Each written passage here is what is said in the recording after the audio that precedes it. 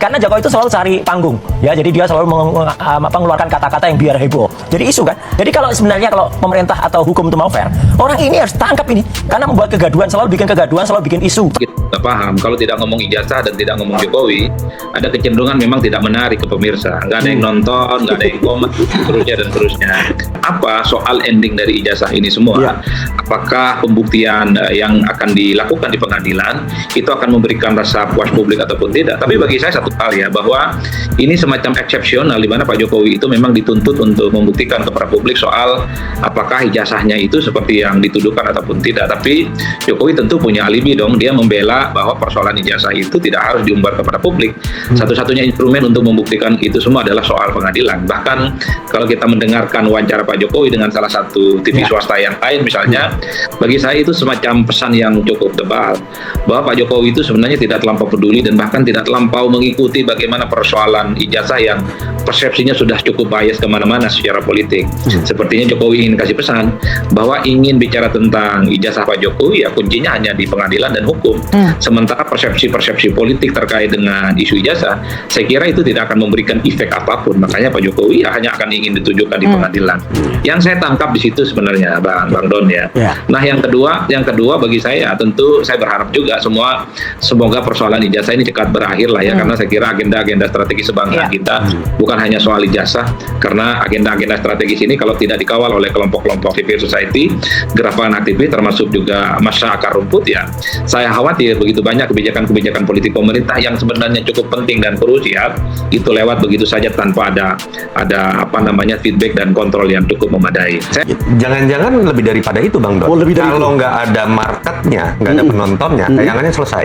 Ini kan tayangannya panjang pertanyaan kita kan, karena saya termasuk yang selalu menolak. Saya tidak pernah mau datang. Ada beberapa stasiun TV itu mengumbar itu dan selalu konflik gitu ya. Saya nggak tahu Adi pernah datang atau nggak, tapi menurut saya sama. Saya sepakat ini bukan isu strategis buat bangsa ini. Betul. Tapi akhirnya teman-teman media itu mengatakan, Mas, ratingnya tinggi, Mas. Ya, ada yang bilang begitu. Artinya kita berbicara di sini ada sisi politik infotainment. Dan kita harus mengakui ya. Pada titik ini marketnya besar dan disinilah karakter dan kualitas masyarakat kita melihat politik. Sisi gosip, urusan pribadi, bener atau enggak bodong gitu kan, hal-hal seperti ini.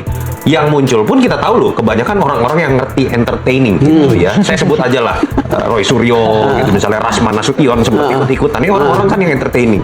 Roy Suryo akhirnya populer lagi misalnya dan lain-lainnya. Ini yang menurut saya harus dilihat dari sisi selain sisi berat hukum dan politik.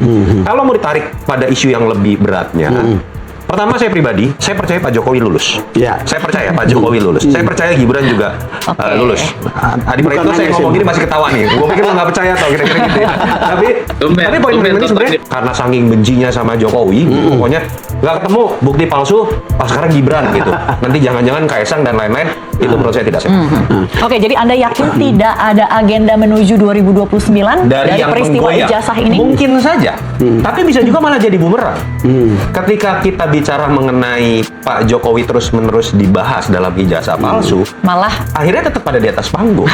Dan ketika diserang oleh orang-orang yang mungkin kadang-kadang terlalu antagonis, bukan tidak mungkin efeknya malah positif buat Pak Jokowi. Itu yang menurut saya, ya semoga siapapun yang bermain, ya saya berharap udahlah, lu kerja politik aja lah kalau pengen punya ambisi di 2029 gitu. Sayang gitu waktu dihabiskan seperti itu. Bagi saya mungkin soal akumulasi dari kekecewaan terhadap Jokowi. Ya, kekecewaan itu banyak sekali, mungkin dari relawan, mungkin dari konsultan, mungkin dari partai politik, ataupun kelompok-kelompok utama yang dulunya adalah generasi termul pertama merasa kecewa, kemudian akhirnya saat ini itu akumulasi bagi saya.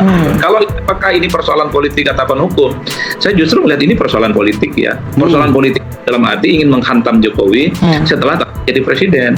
Kenapa ini misalnya tidak dilakukan oleh kelompok-kelompok yang menentang itu 5 tahun, 10 tahun yang lalu? Karena posisi Jokowi cukup powerful, presiden yang dicintai rakyatnya, infrastruktur yang kemudian diakui, approval ratingnya sampai ke langit ke-7, kira-kira begitu. Nggak ada.